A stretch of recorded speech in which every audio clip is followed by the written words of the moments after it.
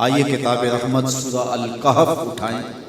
اللہ تعالیٰ نے ایک واقعہ بیان کیا ہے حضرت موسیٰ اور حضرت خضر علیہ السلام کا، کہ حضرت موسیٰ علیہ السلام عزم مصمم کر کے جب چلے تو اللہ فرماتا ہے کہ ہم نے حضرت موسیٰ علیہ السلام کو جس بندے کی نشانی بتائی تھی وہ بندہ ان کو وہاں مل گیا۔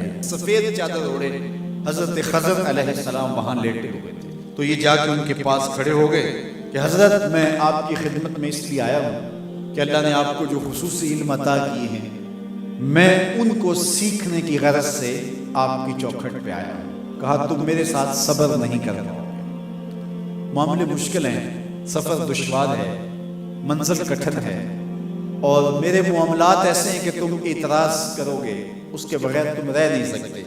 حضرت موسیٰ علیہ السلام نے کہا کہ اگر اللہ نے چاہا تو آپ دیکھیں گے میں صبر کروں گا اور آپ کے کسی حکم کی کسی کام کی میں نافرمانی نہیں کروں گا، کسی کام کا انکار نہیں کروں گا۔ کہا کہ اچھا شرط یہ ہے کہ جو میں کروں اس پر تم اعتراض نہیں کرو گے، سوال نہیں کرو گے، یہاں تک کہ میں خود ہی نہ بتاؤں۔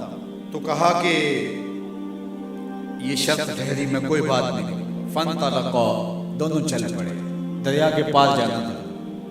جو کشتی کا مالک تھا، کشتی بان تھا، وہ حضرت خضر علیہ السلام کو جانتا تھا تو اس نے کرایہ بھی نہیں لیا، لیکن جب کشتی پر سوار ہوئے تو عصا مار کے حضرت خضر علیہ السلام نے کشتی کا ایک پھٹا توڑ دیا۔ تو بے ساختہ حضرت موسیٰ علیہ السلام نے کہا آپ نے پھٹا توڑ دیا، یہ سارے ڈوب جائیں؟ کہا میں نے کہا تھا نا تم میرے کاموں پہ صبر نہیں کر پاؤ۔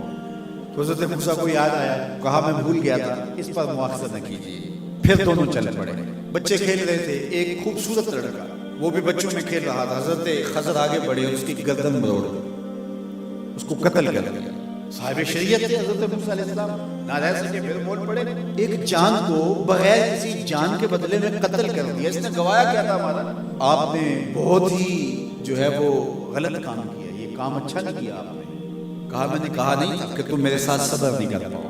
کہا ایک موقع اور دے دیجیے، اب اگر میں نے کوئی اعتراض اٹھایا تو پھر دوبارہ مجھے آپ اپنی صحبت میں نہ رکھیے، عذر تمام ہو جائے گا۔ پھر دونوں چل پڑے، یہاں تک کہ ایک بستی میں دونوں آئے تو آپ نے بستی والوں سے کہا کہ ہم مہمان ہیں، آپ ہماری مہمان نوازی کیجیے، کھانا کھلائیے۔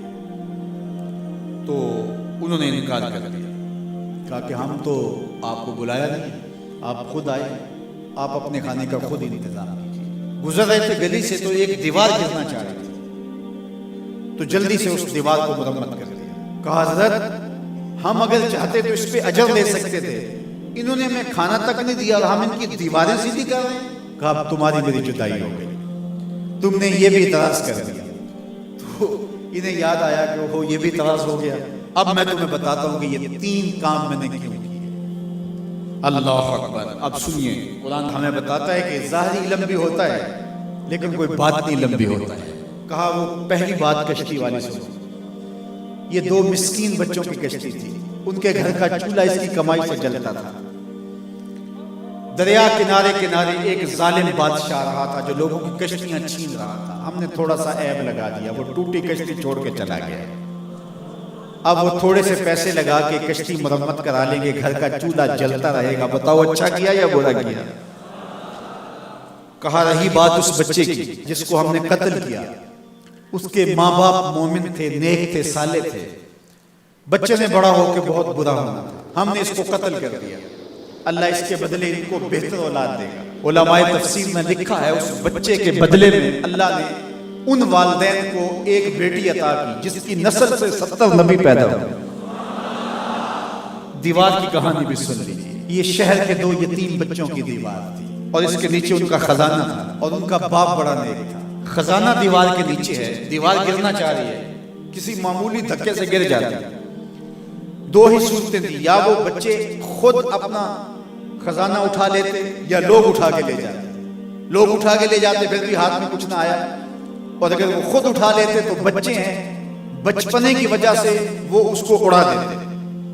تو ہم نے اس کے اوپر دیوار کھڑی کر دی، جب تک وہ اس قابل نہیں ہو جاتے کہ یہ خزانہ نکال کے اس کو صحیح مصرف پہ لگا سکیں، اتنی دیر تک دیوار گرے گی۔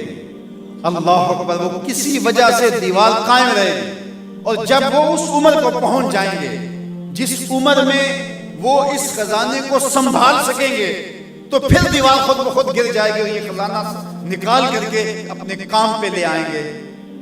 میں جب پہلی مرتبہ اس کو جو ہے وہ غور کے ساتھ تلاوت کیا تو مجھے یہ لگا کہ اس کا انطباق پاکستان کے حالات پہ بھی ہو سکتا ہے، اس لیے کہ یہ بھی یتیموں کا سرمایہ ہے۔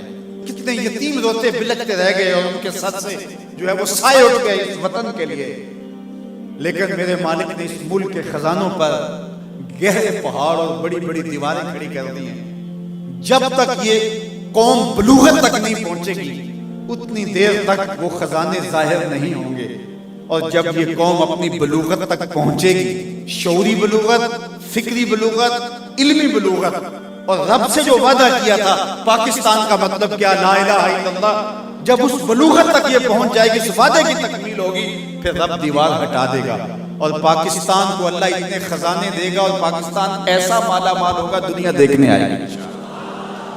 اس لیے رب نے دیواریں بنا کے رکھے۔ تمہارا باپ معین الدین چشتی بڑا نیک تھا، تمہارا باپ داتا گنج بخش علی حجویری بڑا نیک تھا، تمہارا باپ حضرت مجدد الف ثانی بڑا نیک تھا، ان کی وجہ سے میں دیواریں کھڑی کر رہا ہوں اور مضبوط حصار لگا رہا ہوں تمہارے خزانوں پر، اور وہ وقت آئے گا جب تم بلوغت کی عمر کو پہنچو گے، دیواریں ہٹ جائے گی اور تمہارا وطن زمانے پہ مہکتے پھول کی طرح اور چمکتے ستاروں کی طرح اور روشن آفتاب کی طرح چمکتا اور مہکتا دکھائی دے گا، اور زمانہ پاکستان دیکھنے آئے گا، پاکستان دنیا کی قیادت کرے گا انشاءاللہ۔